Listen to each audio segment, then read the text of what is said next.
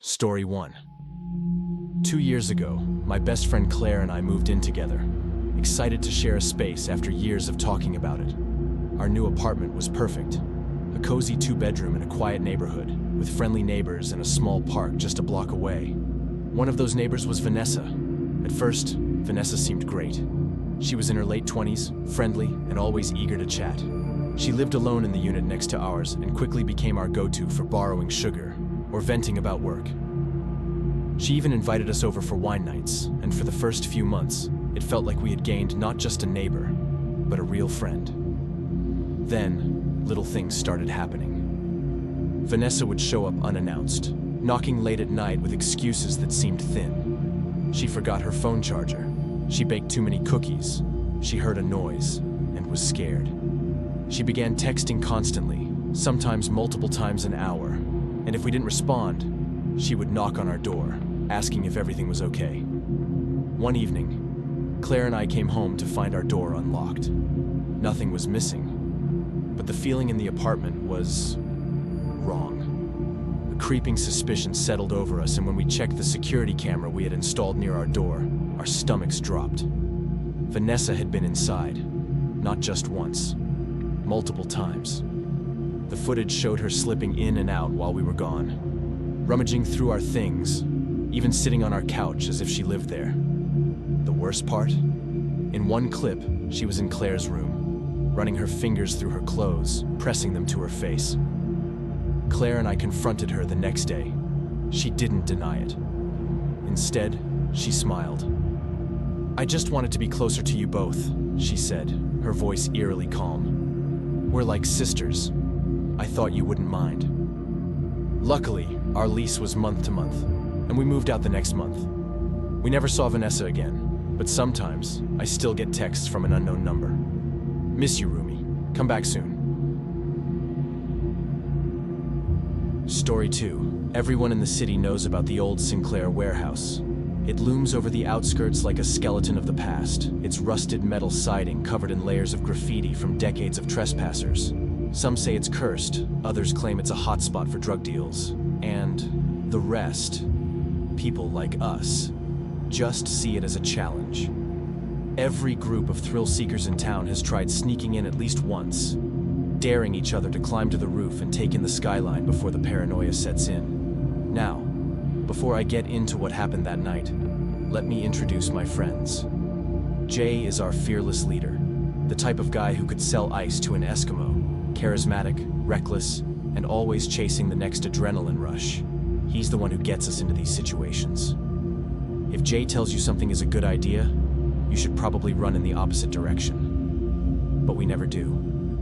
Then there's Malik, the quietest, but most physically imposing of us. He's got that big guy presence, but he's the most level-headed in the group. That doesn't mean he won't throw hands when necessary, but he usually plays peacemaker before things go sideways.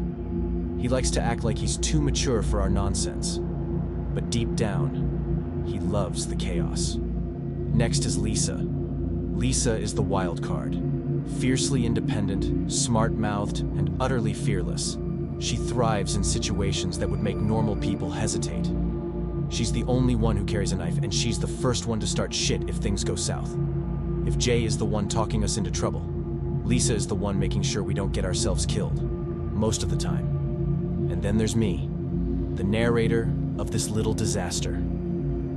I'm the skeptic, the voice of reason who gets drowned out by the sound of bad decisions. I don't go looking for trouble like Jay, I don't enjoy the thrill like Lisa, and I don't have the brute strength of Malik. But somehow, I always end up right there with them. So when Jay pitched the idea of climbing onto the roof of the Sinclair warehouse and smoking a blunt while looking over the city, I knew it was a terrible idea. But did I say no? Of course not. "Yo, look at this place. It's got bad idea written all over it," I said, staring up at the warehouse. The rusted-out metal siding, broken windows, and half-faded graffiti screamed, You might get stabbed here."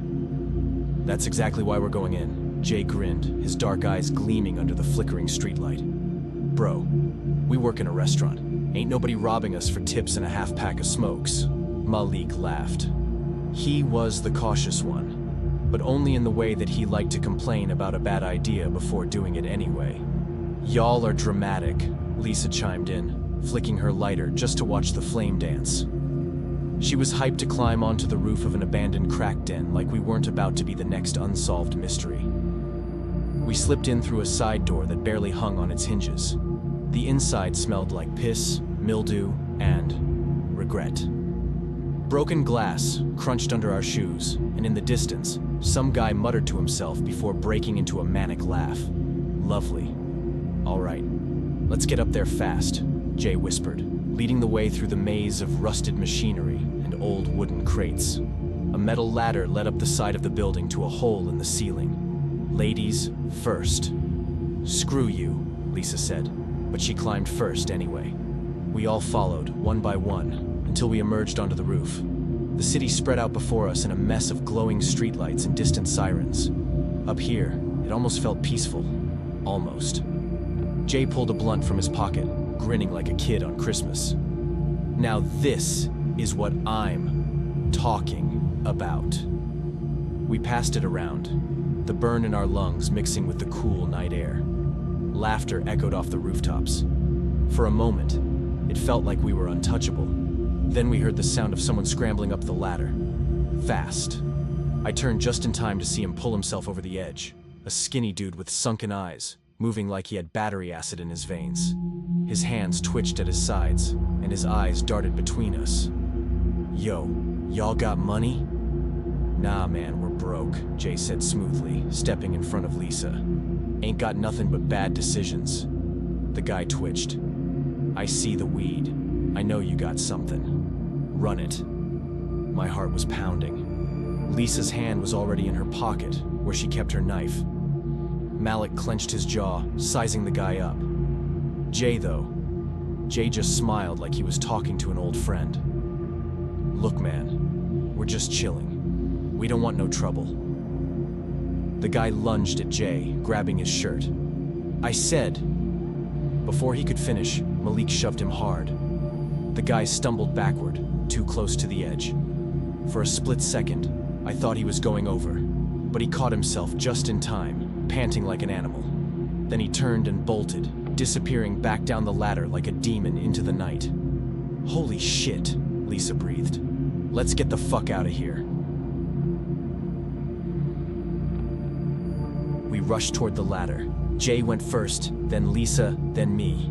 Then we heard Malik curse. "Shit, I'm stuck. My hoodie's caught." I looked down. His sleeve had gotten wedged in a piece of jagged metal near the hole. He was yanking at it, but it wouldn't budge. Jay was already on the ground, looking up. "Rip it, bro." "It's my only hoodie, man." "Forget the hoodie, Malik. That crackhead might come back," Lisa snapped. Malik swore under his breath before yanking his arm free, leaving half his sleeve behind. He scrambled down, landing hard on the ground beside us. We didn't stop running until we hit the street. Panting, we doubled over, catching our breath. Then, out of nowhere, Jay started laughing. "Bro, what the hell is funny?" I gasped. "Malik really tried to save his damn hoodie," Jay wheezed. "That was a good hoodie, man." Malik huffed, but even he cracked a smile. I shook my head. "Never again." Jay grinned. "Until next time." And, unfortunately, we all knew there would be a next time.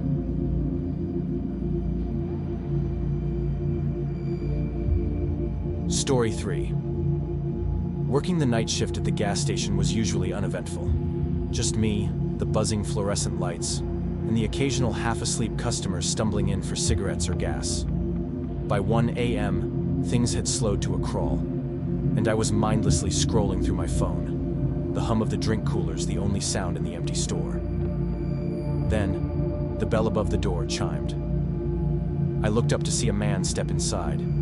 He was tall and thin, his face obscured by the shadow of his hood. His clothes were loose, hanging off his frame like they didn't quite belong to him. Something about him put me on edge immediately. "Evening," I said, forcing a casual tone. He didn't respond, just stood there for a second before moving toward the aisles. I kept an eye on him as he disappeared into the rows of shelves, but I couldn't see exactly where he went. The store had a few blind spots, and he had vanished into one of them. Then the lights went out. The store was plunged into total darkness, the only illumination coming from the dim glow of the emergency exit sign near the door. My stomach dropped. The power had never gone out before. Not like this. "Sir?" I called out. No answer. I grabbed my phone, fumbling to turn on the flashlight. The beam cut through the darkness, shaky in my grip. I aimed it toward the aisles. Nothing. The store was silent. Too silent. The coolers had stopped humming. The air conditioning had shut off. And even the faint sound of cars on the highway outside seemed distant. Then, from somewhere deep in the store, I heard a whisper. It was low, just above a breath, but I could make out the words. "I see you." My blood ran cold. I swung the light toward the sound, but the aisle was empty. Heart pounding, I took a step back, reaching under the counter where we kept the metal bat. My fingers wrapped around the handle, gripping it tightly. A shuffling noise echoed from the back of the store, followed by the sound of something falling over, a clatter of cans hitting the floor. My breathing was shallow now, my pulse hammering in my ears.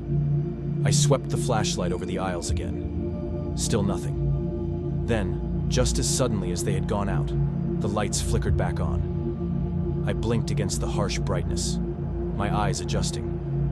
Everything in the store looked normal. The aisles were empty. The shelves were undisturbed, except for a few cans rolling lazily on the ground near the back. And the man, he was gone. The door hadn't chimed. There was no sign he had ever been there at all. I stepped around the counter cautiously, the bat still in my hand. My footsteps echoed unnaturally loud in the silence. I walked toward the back aisle, my breath catching in my throat as I turned the corner. Nothing. Just the fallen cans. I exhaled, a shaky laugh escaping my lips. Maybe I had imagined it. Maybe the power outage had messed with my head. But as I bent down to pick up the cans, I saw something that made my stomach turn. Etched into the floor, deep enough to scratch through the cheap tile, were the words, "See you soon." I didn't finish my shift that night.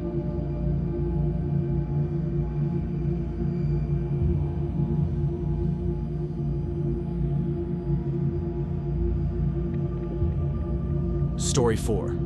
7 years ago, I was a 21-year-old female, fresh out of college and excited to move into my very first apartment alone. It wasn't anything fancy, just a modest one-bedroom in a quiet complex on the outskirts of town. But it was mine. I had never lived alone before, and while the independence was exhilarating, it also came with a creeping sense of vulnerability I hadn't anticipated. I quickly learned just how real that feeling was when I met the maintenance man. His name was Rick. He was probably in his late 40s, tall and lanky with graying hair and a thin, almost skeletal face. From the moment I signed my lease, he seemed unusually interested in me. The day I moved in, he was already lingering outside my building, watching as I struggled with my boxes. Instead of offering to help, he just stood there, staring with a half smile on his face. It made me uneasy, but I brushed it off as my own paranoia. The first time he let himself into my apartment without notice, I was in the shower. I heard the front door open and close, followed by the creaking of floorboards.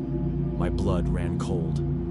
I grabbed a towel and peeked out of the bathroom, heart pounding. "Oh, hey there," Rick said casually, standing in my living room. "Didn't mean to scare you. Just doing some routine checks." I clutched my towel tighter around me. "You could have knocked."